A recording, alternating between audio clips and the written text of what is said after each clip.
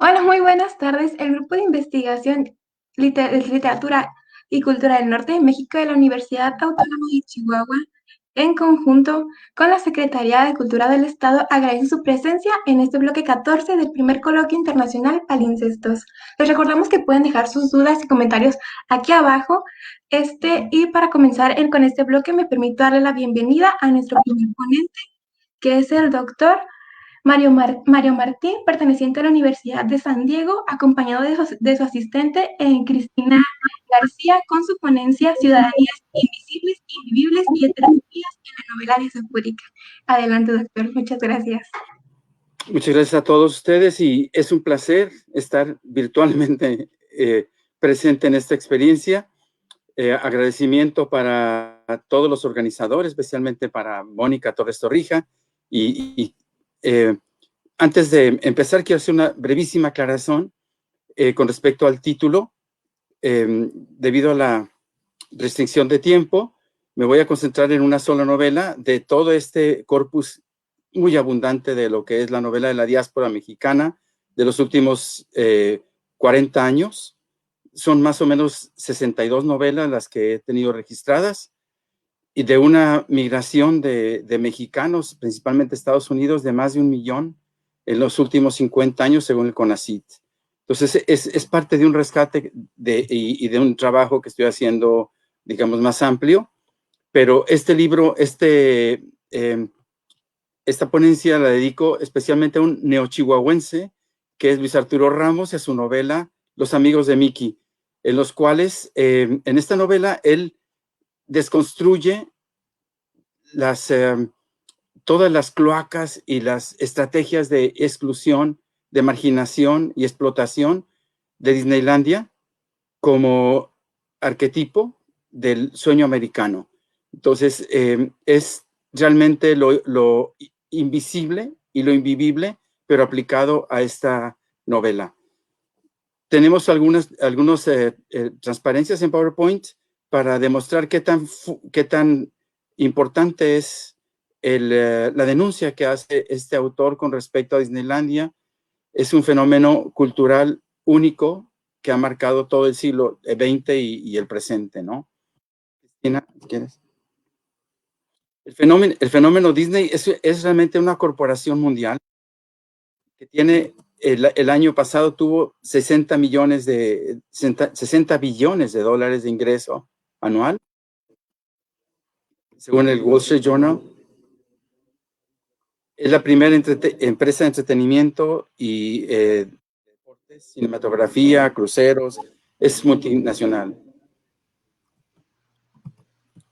Muy importante considerar que Disneylandia está diseñada de una manera muy estratégica a 2/3 de la estatura humana, de las proporciones humanas, para proporcionar al espectador, al paseante, la sensación de que es un juego, y es un juego comprar, y a ese acto de consumismo inconsciente es a lo que nos impulsa esta experiencia visual.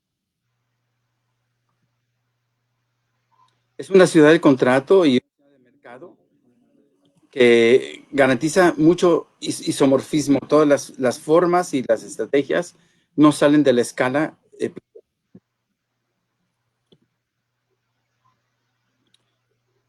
Como dice Teodoro Adorno, en Disneylandia se cumple la multiplicación más perversa del deseo, ¿verdad? Llega a tal lado, como dice Dorman, que los niños conocen más a los héroes, perdón, a los personajes de Disney que a los héroes nacionales. O sea, son sustitutos de imaginarios de nación, de comunidad y de axiologías regionales, personales y familiares de comunidad. Es un coloniaje cultural transnacional. Fíjense ustedes en esta imagen. Esta señora salió en el libro Guinness, tiene el récord de más memorabilia, de más objetos en torno a Mickey Mouse. Ha dedicado toda su vida a coleccionar esto. O sea, ¿qué está produciendo? Una alienación desproporcionada y una vida dedicada a la cultura de la acumulación en objetos de uso y desecho. Es la primera ciudad, Disneylandia, donde esté, la primera ciudad copyright. Es una manufactura industrial seriada, como pueden ver ustedes. Son todas las ciudades de Disneylandia tienen el mismo acomodo, la misma proporción, el mismo sentido, el mismo tránsito, el mismo recorrido, la misma experiencia. ¿Y qué ha producido? Disneylandia también ha producido una sensación en el mundo de reproducción fractal de esta experiencia. Por ejemplo, en China vemos, por ejemplo, reproducciones de la Capilla Sixtina, de la Torre Eiffel. Esto produce un desplazamiento y una dislocación de lo que es el espacio nacional y el espacio real. Se vive realmente en un simulacro, como dice Jean Baudrillard, en un simulacro, en una experiencia transsensorial y transespacial. Fíjense ustedes, Disneylandia tiene, a esto vamos porque la novela trata de desconstruir todos los sistemas de explotación de aquí están, ha habido demandas para usar vello facial, para usar esmalte en las uñas. Estaba totalmente prohibido hasta hace unos años a todos los empleados. Está prohibido decir, no sé, dejar de sonreír. No se permite estar triste ni molesto, es eternamente feliz, ¿no?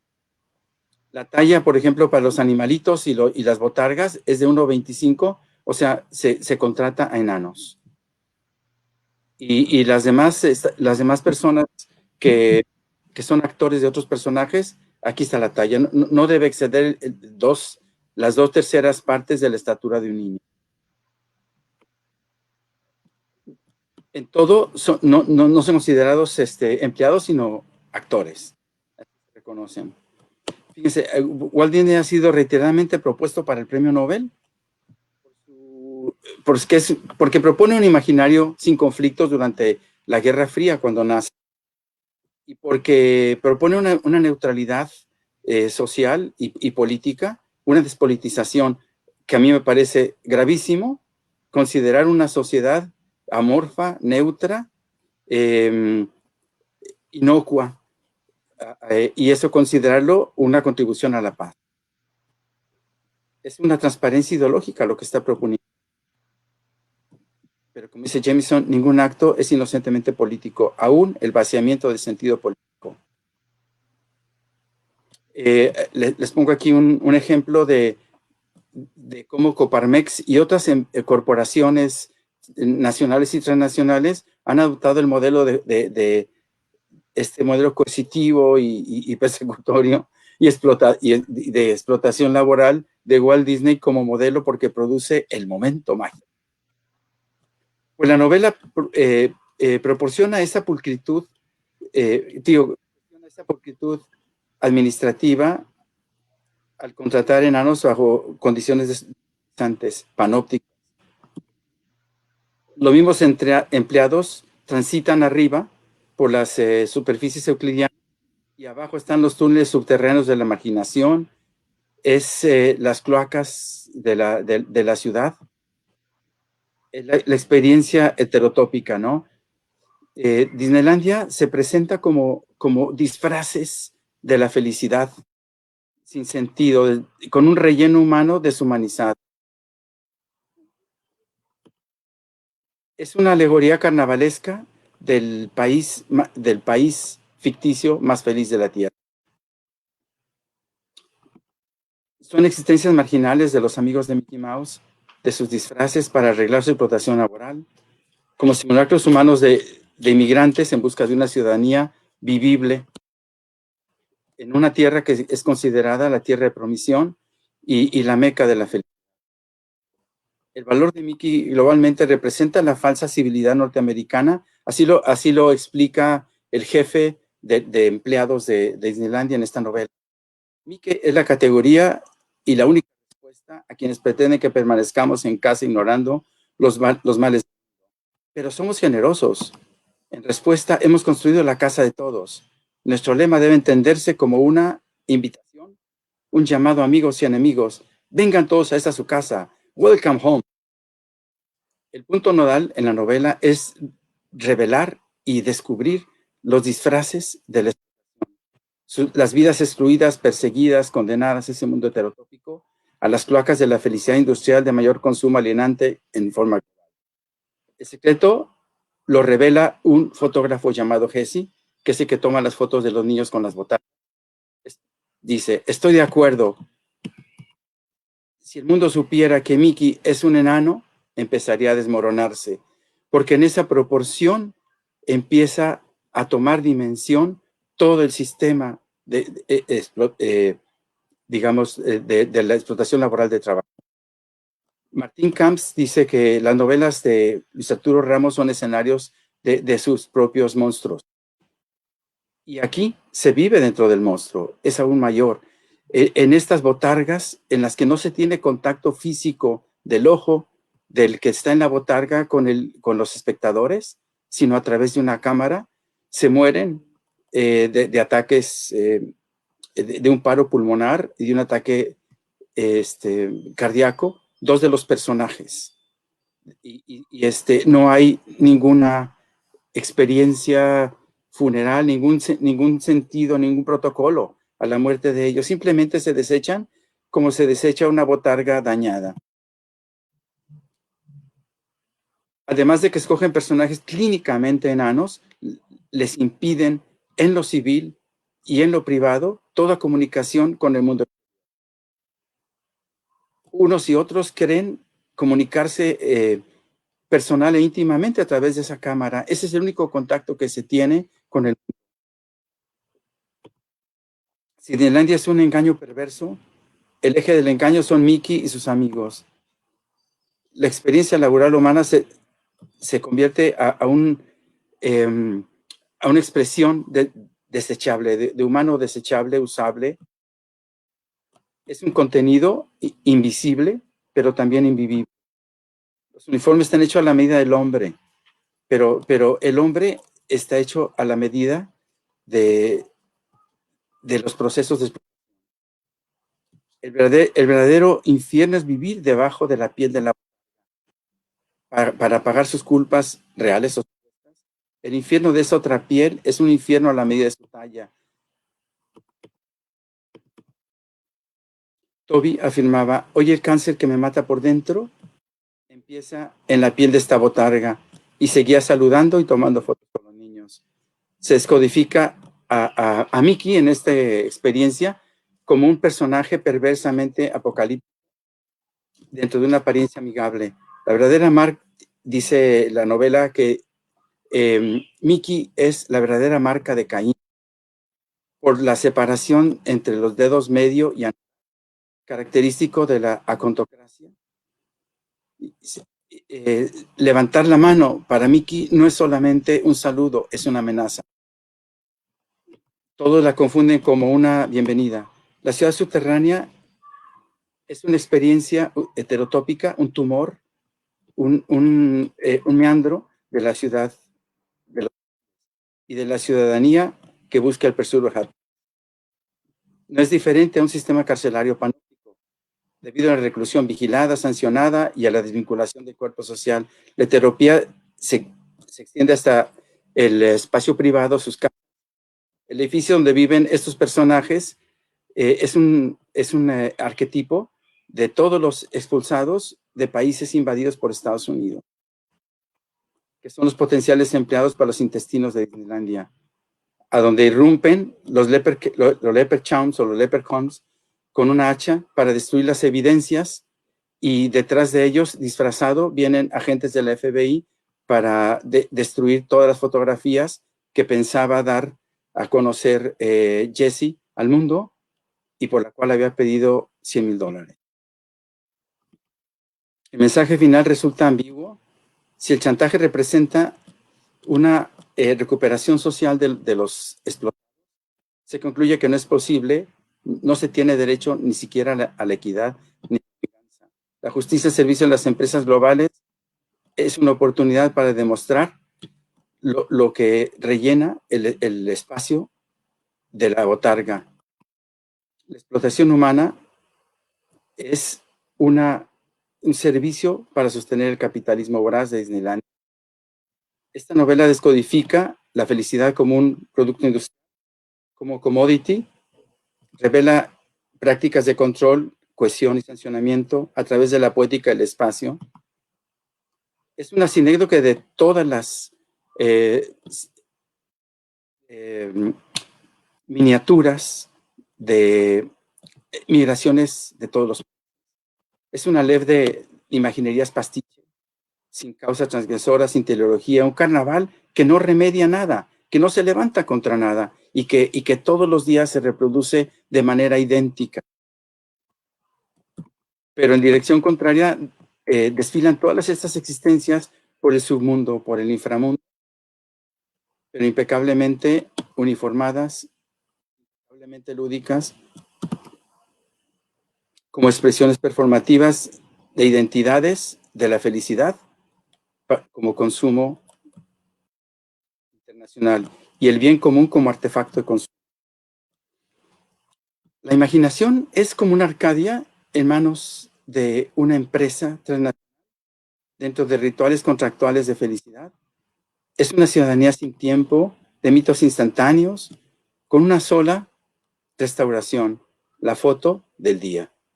Muchas gracias. Perfecto, profe. Gracias. Le agradecemos mucho al doctor Mario Martín y a Cristina García por habernos acompañado en esta presentación.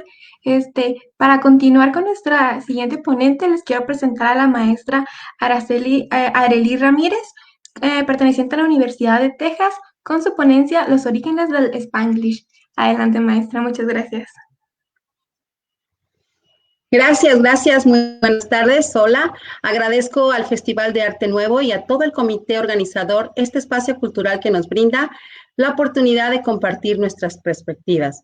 Mi ponencia se titula Los orígenes del Spanglish y quiero comenzar con la cita del gran escritor Alfonso Reyes que dice: si a los cultos estuviera confiado dar aliento a los idiomas, todavía estaríamos hablando latín.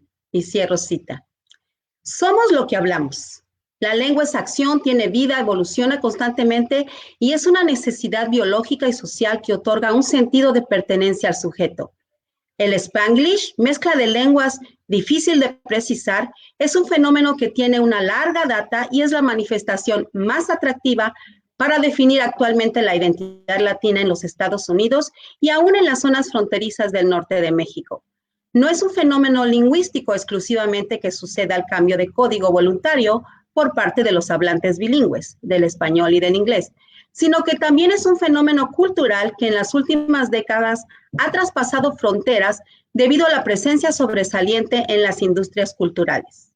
El propósito de esta investigación es explorar las implicaciones y los efectos del Spanglish como una actitud lingüística identitaria manifiesta en diferentes niveles de representación. Las obras y filmes estudiados revelan los conflictos del choque cultural entre dos mundos, las implicaciones de culturas en movimiento con diferente geografía y lenguas, la necesidad de construir una identidad propia en una sociedad multicultural y, ¿por qué no?, mantener un sentimiento de resistencia hacia la cultura dominante de los Estados Unidos de Norteamérica. Las manifestaciones que muestran estas disyuntivas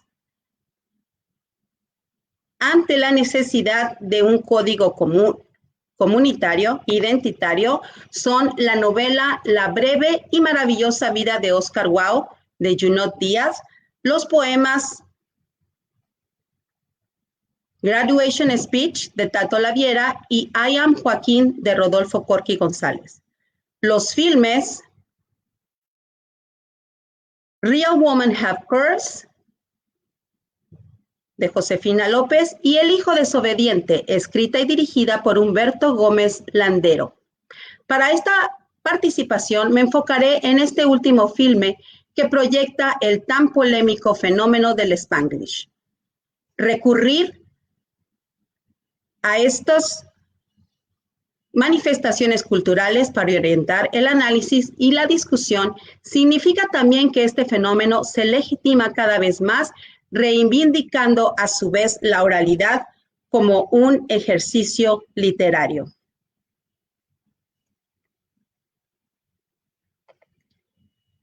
En esta comunidad lingüística de la frontera norte con Estados Unidos, la convivencia de dos lenguas está en conjunto movimiento, en un ir y venir entre dos lenguas y dos culturas que generan una aleación lingüística llamada Spanglish.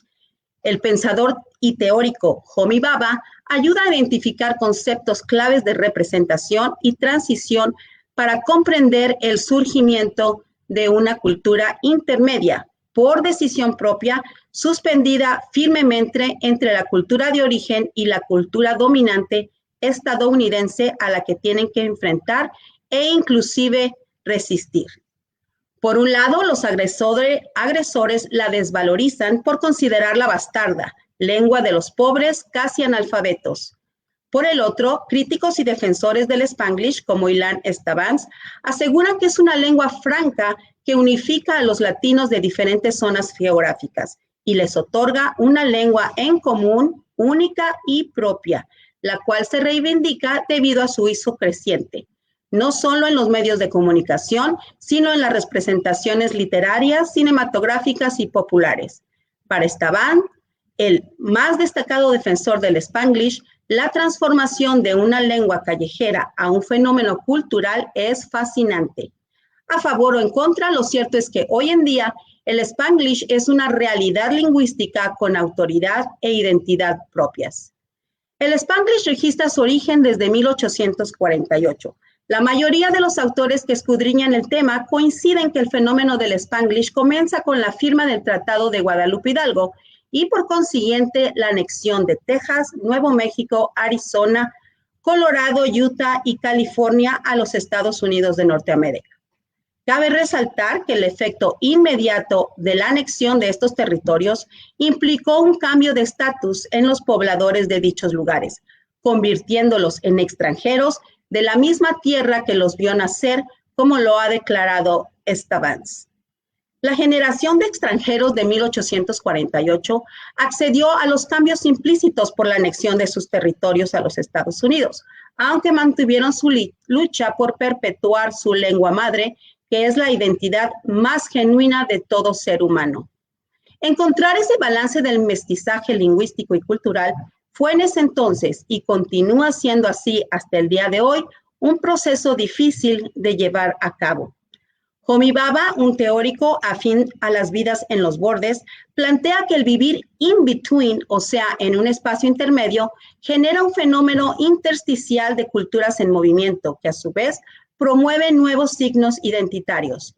Vivir in between proyecta la metáfora de una constelación espacial que permite puntos de encuentro e intersecciones que con el paso del tiempo permutan la cultura de quienes cohabitan en ella.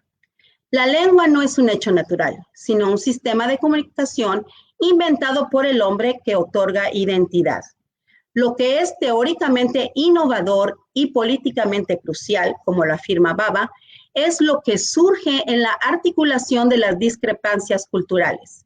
Estas son particularidades de cada sujeto que se confrontan entre sí en las zonas intersticiales y dan lugar a la formación de nuevos signos de identidad a través de las estrategias de individualidad. Esto confirma la frase del destacado filósofo y lingüista Noam Chomsky, y cito: "El lenguaje de hoy no es peor que el de ayer, es más práctico, como el mundo en que vivimos". Cierro cita. La necesidad de comunicación en nuestros días está entrelazada con las ideas y el pensamiento.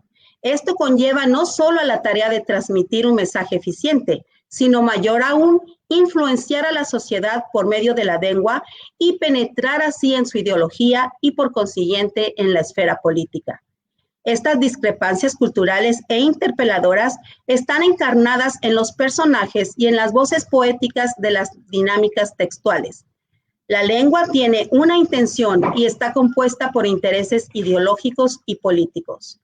En agosto de 1995 llegué a los Estados Unidos proveniente de Ciudad de México para residir indefinidamente en el oeste de Texas, en una ciudad de aproximadamente 100,000 habitantes, donde el inglés y el español confluyen diariamente. Mi primer fin de semana en los Estados Unidos lo pasé en los campos de fútbol de la ciudad de Odessa, en Texas, donde ahora resido, porque mi esposo Edward era el entrenador de un equipo de fútbol. La población hispana es el grupo minoritario más grande de los Estados Unidos y es evidente aquí en Odessa. De inmediato aprendí que tenía que referirme al fútbol como soccer y a la camioneta de mi esposo como troca para no crear confusión entre las personas del equipo. De acuerdo al último censo realizado en el 2010, la población hispana representó más de la mitad del crecimiento de la población total en los Estados Unidos entre el 2000 y el 2010. Este crecimiento es principalmente fruto de la migración y abre no solo las posibilidades a la hibridez cultural y lingüística, sino más significativo aún, ofrece una identidad como resultado del fenómeno intersticial de las culturas en movimiento. Para entender el fenómeno del Spanglish es necesario reflexionar en el origen, la evolución y la creación de las lenguas. Carlos Prieto, en 5,000 años de palabras, hace un viaje por la geografía de las lenguas y examina los misterios del origen de las lenguas. Acentúa que una lengua común, y abro cita, dota a un pueblo de una herramienta de enorme potencial, cierro cita, y señala que la lengua es un instrumento que sirve para comunicarse y por lo tanto tiene que adaptarse lo mejor posible a las necesidades de la comunidad. Por esta razón, el uso del Spanglish en los hispanos bilingües es un fenómeno que surgió y sigue renovándose por ser un fenómeno del intersticio. Es de conocimiento general que las lenguas indoeuropeas son el tronco común de donde provienen las lenguas latinas. Como sabemos, la lengua castellana tuvo su origen en España. Las primeras palabras en castellano fueron las glosas emilianenses y silenses, que datan del siglo X. En el siglo XIII, durante el reinado de Alfonso X, el castellano sustituyó al latín como lengua oficial de Hispania y se convirtió en la lengua de la cultura gracias al arduo trabajo de la Escuela de Traductores de Toledo al traducir las obras del latín al castellano. Esta evolución de la lengua castellana se vio reflejada en el legado cultural de la literatura medieval que abarca desde las jarchas hasta la celestina. El Cantar del Mío Cid es el primer monumento de la literatura escrito en lengua romance castellano. A través de estos ejemplos mencionados, puede percatarse que la literatura legitima una lengua. El Spanglish ha comenzado a fulgurar con luz propia, y aunque aún no se puede hablar de una legitimación del Spanglish, estos destellos sutiles sí están infiltrándose con fuerza en las industrias culturales. Todas las lenguas evolucionan. La lengua se consolida con el surgimiento de una obra artística. Tanto el español como el inglés alcanzaron su cumbre en el mismo año. Miguel de Cervantes Saavedra, con su genial obra El ingenioso hidalgo Don Quijote de la Mancha, publicada en 1605, y William Shakespeare, con la famosa obra Romeo y Julieta. Estas lenguas no solo se legitiman literariamente, sino también se convirtieron en lenguas imperiales con fines políticos y de lucro. Tanto el inglés como el español manifestaron una sorprendente capacidad de adaptación al combinar palabras de otras lenguas que dieron origen a nuevos vocablos y que por el continuo uso de los hablantes se han adaptado en el habla cotidiana y han perdurado hasta nuestros días. Durante la época de la conquista de México, la Malinche encontró el equilibrio entre dos culturas. De acuerdo al sociólogo y experto en el fenómeno del Spanglish, Ed Morales, ella desató una cadena de reacciones sobre el mestizaje. Esto sugiere que la Malinche fue pieza clave para entender la complejidad de vivir entre dos mundos, entre dos culturas, y por consiguiente, el efecto del choque de lenguas. Morales afirma que para lograr salir adelante y sobrevivir esa dualidad cultural y lingüística, la Malinche tuvo que asir ambas lenguas, o sea, ser ambas. Esto nos lleva a la reflexión de que para hablar Spanglish, el hablante no solo requiere dominar ambas lenguas, sino más bien adoptar la actitud de ser Spanglish. El Spanglish es una cuestión de actitud. No se trata únicamente de hablar Spanglish, sino de ser Spanglish, un acto de voluntad propia que define al hablante. En el filme El hijo desobediente, escrita y dirigida por Humberto Gómez Landero, Tintán es el personaje principal y representa a un pachuco en la década de los 40 que proyecta esa actitud voluntaria de ser Spanglish, o sea, de estar dispuesto al intercambio, a la mezcla de dos culturas, a la hibridez, al intersticio, a la metáfora de vivir in between que Baba plantea. Esta actitud es clara en la escena cuando Tintán regresa a la Ciudad de México proveniente de su viaje de estudios de los Estados Unidos. Su padre, contrariado por la forma de vestir y de hablar de su hijo, percibe con gran enfado y vergüenza que Tintán, en vez de haber adquirido la lengua de prestigio anglosajona, llega a su casa hablando una lengua rara, difícil de entender y con una apariencia y actitud desafiante. Su padre le pide que lo acompañe a ver a don Alfonso para que le ayude en el trabajo de medición de los nuevos terrenos. Pero Tintán le responde que él lo que quiere es ser cantante y le contesta, I'm sorry, jefe, pero yo creo que por esta vez no lo voy a poder ayudar. ¿Sabe? Cuando usted me mandó para los States para estudiar la carrera de ingeniero, yo le hice el try lo más que pude, pero ve, yo me convencí de que mi traque es otro, la cantadita. En esta escena es evidente que Tintán decide por voluntad propia ser Spanglish. Ilan Stavans, uno de los promotores y especialista del tema, asegura que el Spanglish es una lengua franca que unifica a los latinos de diferentes zonas geográficas y les otorga una lengua en común, única y propia, la cual se reivindica debido a su uso creciente. Es importante diferenciar los términos identitarios para entender y definir la presencia del hispano en los Estados Unidos y en la zona fronteriza de México. Uno de los primeros términos empleados para distinguir a este sujeto que buscaba una identidad propia fue pachuco, palabra que surgió del uso de una jerga carcelada llamada chuco. Los primeros pachucos surgieron en El Paso, Texas, zona fronteriza con Ciudad Juárez, en la década de los años 30.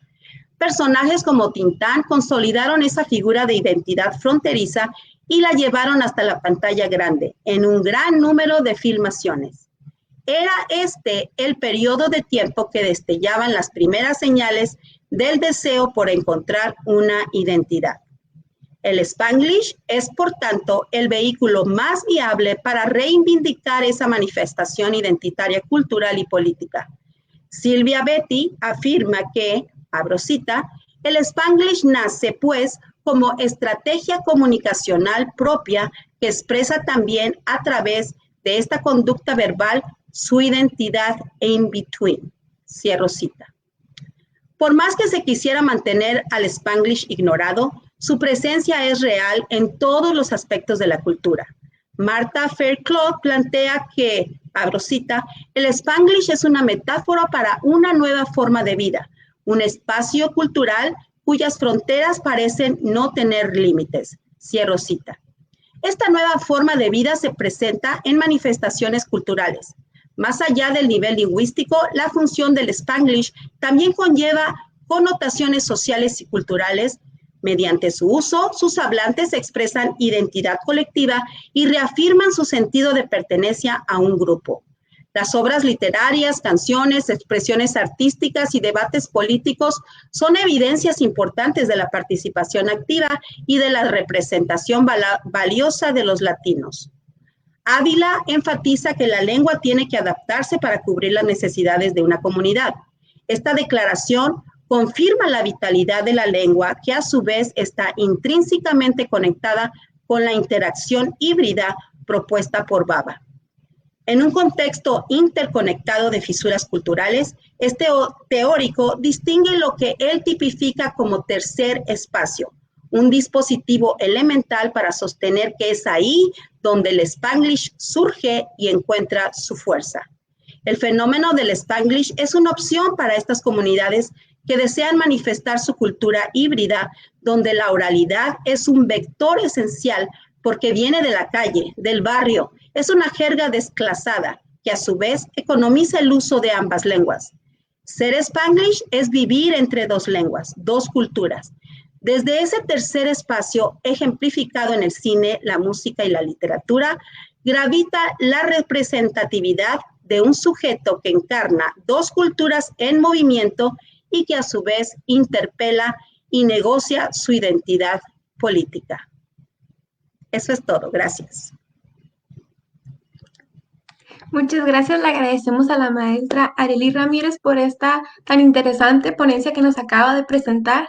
Y ya por último, quiero presentarles a la maestra Alba Rubía Costa González, coordinada por el doctor Antonio Guerra Arias, perteneciente a la Universidad Autónoma de Chihuahua, con su presentación Investigación, creación sobre los espacios creativos de las artistas visuales chihuahuenses y su autorrepresentación fotográfica, Crea, Habitar, Resistir. Adelante, maestra.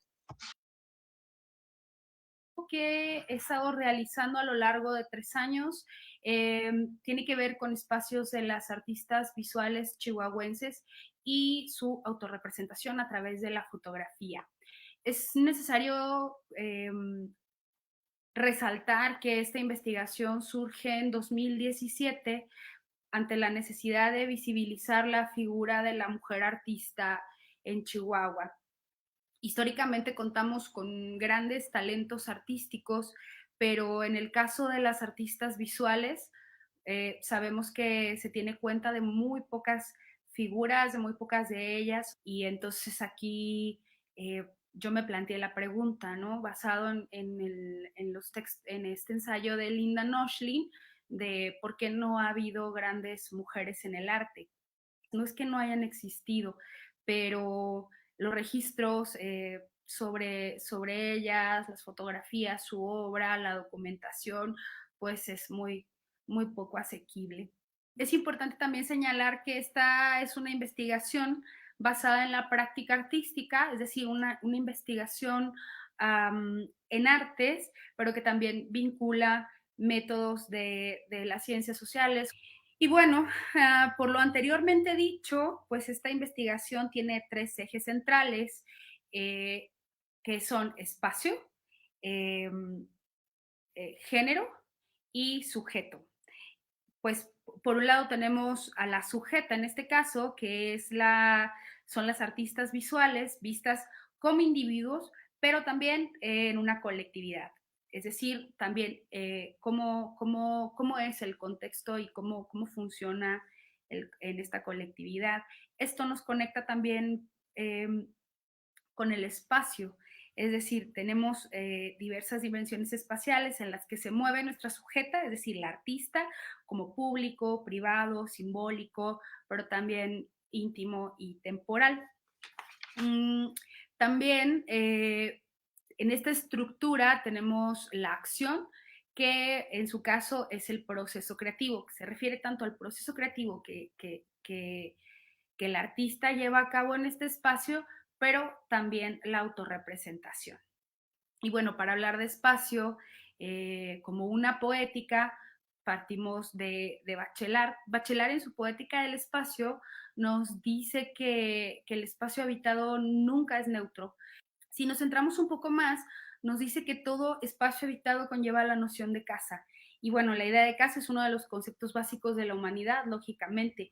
Es una noción, esta noción de casa es una noción donde intervienen narraciones regionales, pues también representa en gran medida la identidad cultural de una comunidad. En este caso, la identidad norteña.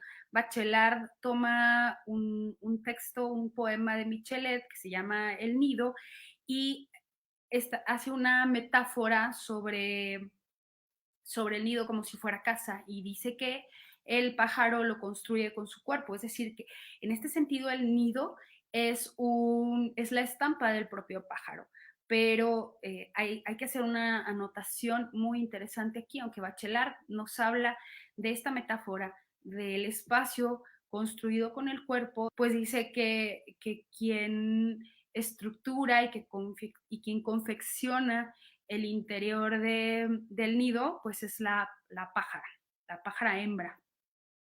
Y bueno, esto es una metáfora de los espacios construidos desde dentro, desde lo femenino. Y bueno, aquí también es importante situarnos en Virginia Woolf con su ensayo Habitación propia, pues ella nos habla de la mujer artista, en su caso la escritora. Woolf llega a la conclusión de que una mujer para escribir, o en este caso para el acto creativo, necesita dinero y un cuarto propio con cerradura, y que solo a partir de esas posiciones una mujer puede llegar a crear. Es decir, seguridad, resguardo y sustento económico. Obviamente también tiempo, ¿no? La emancipación que proviene del tener un sustento económico. Es importante también las aportaciones de la investigadora Marian López Fernández, quien comenta que los espacios de creación de los creadores con mayúscula del genio creativo, pues se han asociado al espacio público o al espacio no doméstico. También, históricamente, las mujeres, la creación artística de las mujeres, pues se insertaba en la más pura cotidianidad, ¿no? Es decir, que llevaban a la par la crianza, los procesos relacionados con la casa, etcétera. Esta metodología propuso a la fotografía como medio. Sin embargo, al hablar de un espacio tan íntimo como en el que se realiza el ejercicio creativo, se optó porque fueran las artistas, ellas quienes documentaran sus espacios íntimos y creativos. Esto supone un ejercicio de autorrepresentación por un lado, es decir, una documentación en primera persona desde su perspectiva, y por otro, el material recabado, aparte de arrojar información para el estudio, pues también debido a su carácter estético puede entenderse como un archivo artístico. A la luz del análisis y de las entrevistas y de las fotografías, pues destacamos que la mayoría de las artistas, ya de artistas visuales chihuahuenses, han decidido situar sus talleres en sus hogares como extensión de ellos, lo que le da al hogar, como decíamos ahorita, pues un sentido de estudio-casa. Es decir, se ha alterado, esto es súper interesante, se ha alterado la estructura tradicional del hogar para poder llevar a cabo los procesos creativos sin despegarse del todo del hogar. Entonces, al compartir un espacio tan íntimo donde se generan los procesos creativos, pues obviamente también impacta en dichos procesos, pero no solo en el proceso, muchas veces también impacta en el contenido de las obras. Obviamente los materiales también están en función de las condiciones del espacio, no solamente los tamaños, por ejemplo, de las obras, sino también el utilizar materiales inocuos como entrelazar con las piezas, el tejido, el bordado, incluso en algunos casos instalación, o bien materiales en el caso de las madres, pero también materiales de fácil traslado como lápices, pinceles, papeles pequeños, para quienes no tienen un estudio establecido como tal, ¿no? Y pintan y dibujan en su trabajo con los materiales que pueden. Sobre los desplazamientos y la movilidad geográfica, tenemos que quienes no son originarias de la capital del estado han tenido que trasladarse para poder continuar sus estudios en artes y pues también en busca de oportunidades. Y por otro lado, quienes viven en la ciudad, existe esa tendencia de asentarse en la zona centro. Esto puede ser posible si consideramos la centralización artística que vive nuestra ciudad, pero lo interesante es que esto también se replica a nivel ciudad, a nivel estado, pero también a nivel nacional. Sobre el contexto, ellas perciben nuestro contexto, es decir, el norte y Chihuahua, como un lugar cerrado para el arte, y obviamente los nuevos lenguajes artísticos alternativos, como el performance, como la instalación, etcétera, donde no discurren muchas galerías, o ven dificultad para que aterrice una escena o un mercado del arte, ¿no? Incluso comenta una de las artistas que estamos como en una isla. Conciben el norte también como un lugar conservador donde aún impera mayormente la heteronorma y que los espacios privilegiados pues son de los varones. Pero también se destaca que hay un surgimiento, a últimas fechas, hay el surgimiento y trabajo muy interesante de colectivos de mujeres que pues están trabajando para que cambie esta situación. Todas ellas hacen referencia a la violencia. Es importante decir que al inicio de esta investigación no era un tópico que se hubiera considerado, ¿no? Sin embargo, a través de las entrevistas, todas hicieron referencia, ¿no?, a la violencia que las atraviesa. Incluso varias lo han llevado al tema de su producción artística. También la aridez es una de las analogías, así como comentaba de la violencia y el conservadurismo social. Coinciden teniendo en cuenta el contexto y las condiciones que como mujeres artistas, que persistir trabajando con lenguajes artísticos y generar piezas, pues supone una manera de resistir, ¿no? De resistir a lo económico, de resistir al contexto, de resistir a las dobles o triples jornadas que tenemos las mujeres. Y bueno, en cuanto al ejercicio de documentación fotográfica, pues también podemos ver, son alrededor de 250 fotografías con las que las artistas participaron. El 50% de ellas trabaja en un rincón, es decir, que existe el elemento rincón. ¿Qué es un rincón, no? ¿Qué posibilita un rincón? Bueno, pues posibilita momentos de desconexión. De hecho, como Woolf lo plantea, ¿no?, como espacios alejados de la sala de estar. Pero también un rincón para Bachelard es un lugar que asegura un primer valor de las personas, ¿no?, que es el de la inmovilidad. Esto nos regresa que trabajar en un rinconcito, aparte de que no hay una libertad de movilidad en un gran espacio, pues posibilita momentos de esta intimidad elegida para trabajar. También en el 45% de las imágenes, curiosamente, aparecen camas, sin haber sido una instrucción dentro de las instrucciones del ejercicio fotográfico.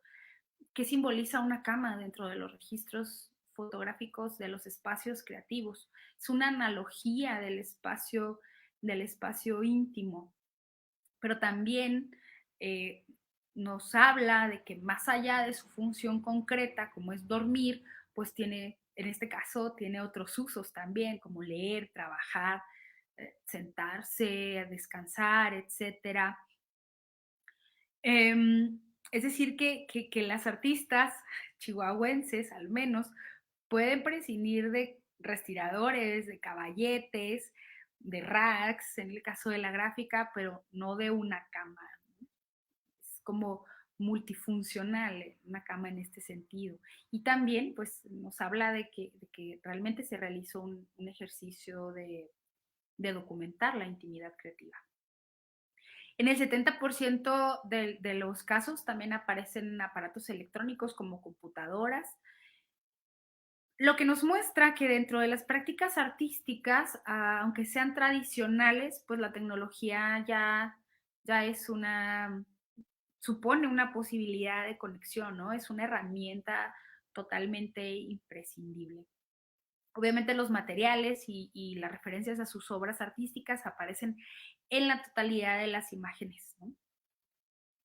Uno de los conceptos más importantes que quise dejar para el final fue aquellas imágenes que hacen referencia a la casa, referencia al hogar, de que la creación artística de las mujeres se da en este entorno.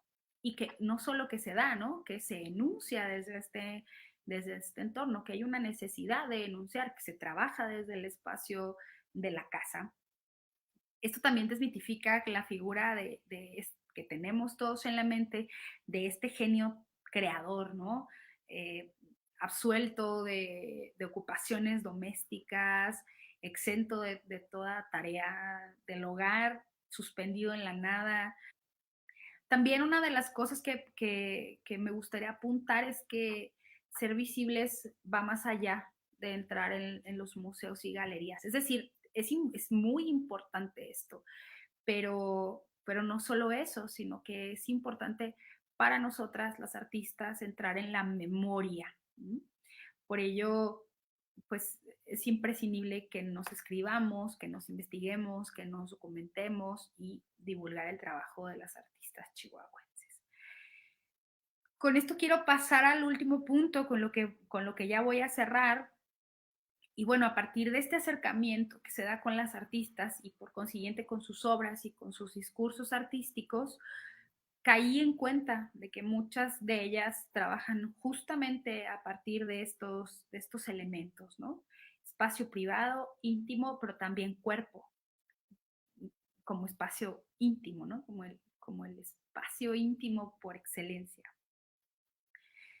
Por ello, yo creo que actualmente nos encontramos ante la gestación de un arte feminista de artistas contemporáneas. Y con ello también quiero hacer un comercial. Les quiero invitar el jueves 1 de octubre a las 13 horas al coloquio Aridamérica, que va a hablar del arte norteño y que, bueno, también está dentro del Festival de Arte Nuevo. Ahí también voy a estar dando una ponencia que justamente habla sobre el trabajo de las artistas contemporáneas chihuahuenses, quienes están abordando desde aquí y desde este contexto el cuerpo y la casa en sus piezas. Están reflexionando a partir de estos elementos, lo que resulta muy importante. Con esto pues cierro y les agradezco mucho haberme escuchado. Gracias.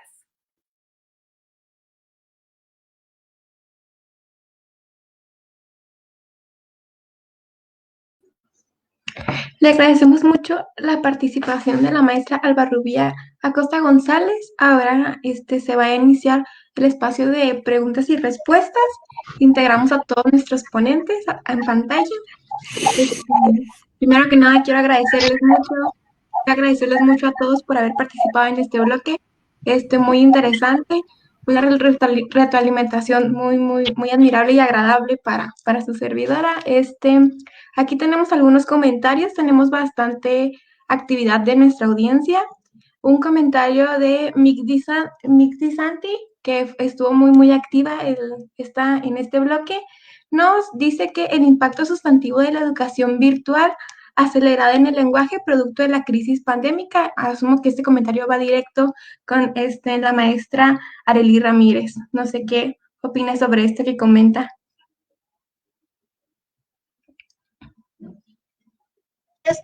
Nos han dado la oportunidad de mejorar y de implementar nuevas plataformas para el estudio, específicamente para la educación, y creo que es un reto para todos, tanto para los estudiantes como para nosotros los profesores, porque nos abren nuevas venias para poder mejorar y ampliar la forma de instrucción.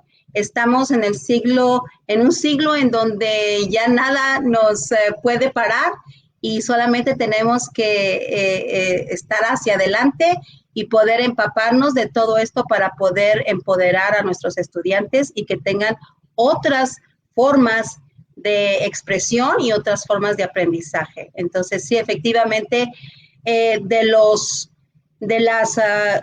momentos difíciles siempre se recrea, siempre surge esa nueva forma, esos nuevos signos para poder encontrar y crear nuevas formas. Entonces, yo no solamente les impulso, les animo a que, sobre todo a nosotros que crecimos con otro tipo de educación más tradicional, los animo que nos integremos y que avancemos, que comprendamos y que hagamos lo mejor para nuestros niños.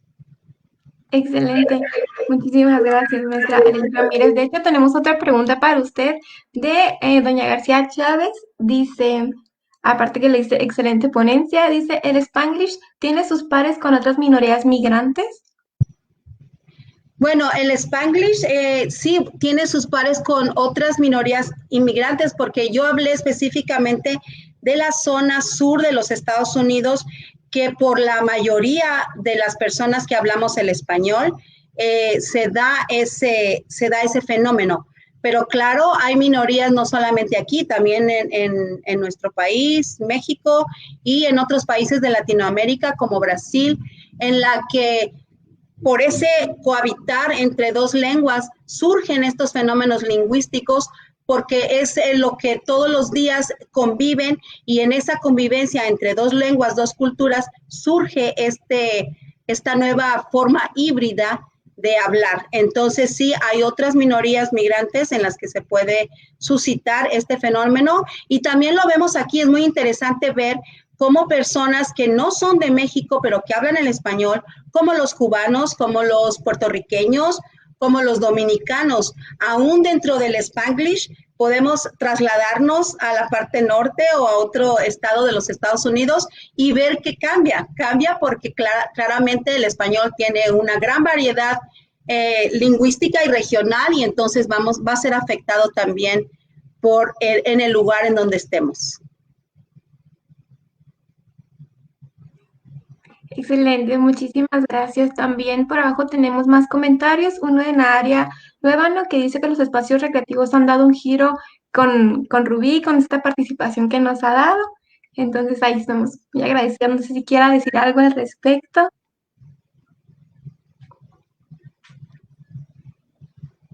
Bueno, pues nomás agregar claro, que creo que es muy importante, gracias por el comentario de la Jaira, y en efecto, creo que es muy importante, como decía al final de mi ponencia, creo que es importante que empiece como a estudiarse seriamente el trabajo artístico que se realiza. En mi caso, bueno, a mí me interesa estudiar el trabajo artístico de las mujeres, pero me gustaría agregar que si queremos que haya una crítica y que el arte del norte sea pues tomado en cuenta, pues nosotros mismos tenemos que empezar a generar estos mecanismos para investigar.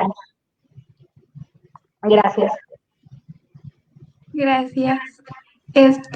También al doctor Mario Martín, hubo un comentario acá por el backstage del coloquio, en donde una compañera nos dice que nos estaba matando nuestra infancia con esta visión que nos propone de lo que es Disney, ¿no? Nuestro, pues, uno de niña, ¿no? Como que el sueño, ir y estar ahí muy familiarizada con las películas, los personajes, incluso lo que argumentaba ahorita, ¿no?